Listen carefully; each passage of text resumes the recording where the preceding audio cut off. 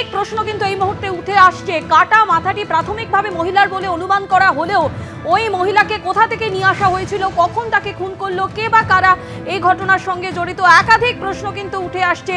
এবং ইতিমধ্যেই ঘটনাস্থলে স্নিফার ডগও নিয়ে আসা হয়েছে। আমাদের আরেক প্রতিনিধি ঝিলম করঞ্জায়ের কাছে আমরা যাব, কিন্তু তার আগে আপনাদেরকে দেখাবো যে ঘটনাস্থল ইতিমধ্যেই এসে পৌঁছেছেন ডিসি এসএসডি। তিনি কি জানিয়েছেন শোনাবো।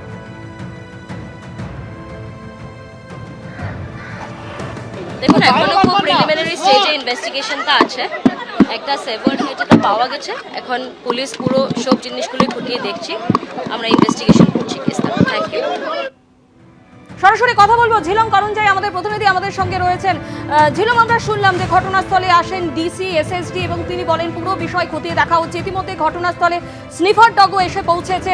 প্রাথমিকভাবে আর কি কি তথ্য পাওয়া যাচ্ছে?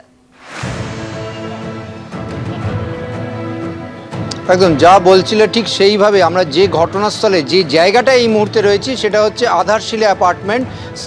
যেখানে দেহটি পাওয়া যায়, অর্থাৎ যে কাটা মাথাটি পাওয়া যায়, সেইখান থেকে স্নিফার ডগ সোজা প্রায় 1 কিলোমিটার সে দ্রুত গতিতে, আমার সহকর্মী সন্দীপ দেখাচ্ছে সেই রাস্তাটি, সেই রাস্তা ধরে, অর্থাৎ পয়েন্ট অফ অকারেন্স পিও থেকে স্নিফার ডগ সোজা এই রাস্তা ধরে এখানে আসে এবং এসে তার সঙ্গে ওই ডিসি এসএসডি সহ অন্যান্য আধিকারিকরা ছিলেন, সোজা এসে এখানে যে একটি অ্যাপার্টমেন্ট রয়েছে আধারশিলা অ্যাপার্টমেন্ট, সেই অ্যাপার্টমেন্টে সোজা ঢোকে। ঠিক আমার পেছনে যে গেট দেখতে পাচ্ছ সেই গেট দিয়ে সোজা ঢুকে সেই স্নিফার ডগকে যারা রয়েছেন এখানে তদন্তকারীরা তারা তাকে ফলো করে এবং ফলো করে ঠিক ডান দিকে দেখতে পাচ্ছ যে অ্যাপার্টমেন্টটা, সেই অ্যাপার্টমেন্টে যায় এবং সেখানে কোথায় গিয়ে থমকে দাঁড়ায় স্নিফার ডগ, যেখানে কিছু বস্তা আছে, কিছু টাইলস আছে। পুলিশ সূত্রে জানা যাচ্ছে যে ঘটনাস্থলে যে কাটা মাথাটি পাওয়া গিয়েছিল সেই ঘটনাস্থলে যে বস্তা ছিল, যে টাইলস ছিল, সেইগুলো স্নিফার ডগ যখন ওখানে ঘোরাঘুরি করে তার সেখান থেকে যে গন্ধ পায় সেটাকে সে অনুসরণ করে সে সোজা আসে এবং এখানে এসে আশ্চর্যজনকভাবে দেখা যায় যে প্রায় একই রকম কিছু বস্তা আছে, কিছু টাইলস আছে এবং সেইগুলো সম্ভবত অনুমান যে স্নিফার ডগকে সেই গন্ধটাই তাকে নিয়ে এসছে। তবে এইখানে যারা আছেন যে আবাসনে অধিকাংশ প্রবীণ নাগরিক, তাদের সঙ্গে কথা বলে পুলিশ কিছু তথ্য পেয়েছে। তবে তারা সেরকম কিছু সুরাহা করতে না পারলেও সেই জায়গাটা যাতে সিকিওর রাখা যায়, যেখানে বস্তা, টাইলস ইত্যাদি আছে, যেখানে স্নিফার ডগ শেষে থমকে ছিল, সেই জায়গাটা সিকিওর রাখার জন্যে দুজন পুলিশ কর্মীকে রাখা হয়েছে। এবং একই সঙ্গে তোমাকে জানিয়ে রাখবো ডিসি এসএসডি তিনি ঘটনাস্থল ছেড়ে গিয়েছেন, তদন্ত চলছে।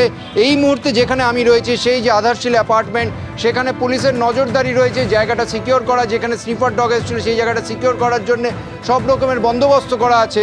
তবে এখানে স্থানীয় মানুষ যারা রয়েছেন তাদের মধ্যে প্রবল আগ্রহ এবং এই ঘটনা তাদেরকে সকলকেই চমকে দিয়েছে, কারণ স্নিফার ডগ সোজা এখান থেকে প্রায় 1 কিলোমিটার দূরে যে ঘটনাস্থল সেখান থেকে সোজা এই আবাসনে আসে। ফলে এই আবাসনে এসে কেন এসছে সেইগুলোর উত্তর না পেলেও সাধারণ মানুষের মধ্যে যথেষ্ট আগ্রহ রয়েছে এবং তারা পুরো বিষয়টায় চমকে উঠেছেন যে এরকম একটা ঘটনা ঘটতে পারে। তাদের সঙ্গে আমরা কথা বলবো, জানার চেষ্টা করব। এই যে এখানে পাওয়া গিয়েছে একটা মাথা, কাটা মাথা, কি বলবেন? কি মানে এরকম বিষয় কি আপনারা কখনো শুনেছেন আগে? না। দেখতেই পাচ্ছ এই ঘটনার অভিজ্ঞতায় প্রত্যেকেই যথেষ্ট বিস্মিত এবং তারা অনেকেই মনে করছেন যে এরকম ঘটনায় যে ঘটতে পারে সেরকম তারা ভাবতে পারেনি। তবে সাধারণ মানুষের মধ্যে যথেষ্ট আগ্রহ রয়েছে এবং তারা জানার চেষ্টা করছেন যে এইখানে তদন্ত কতদূর এগোয়।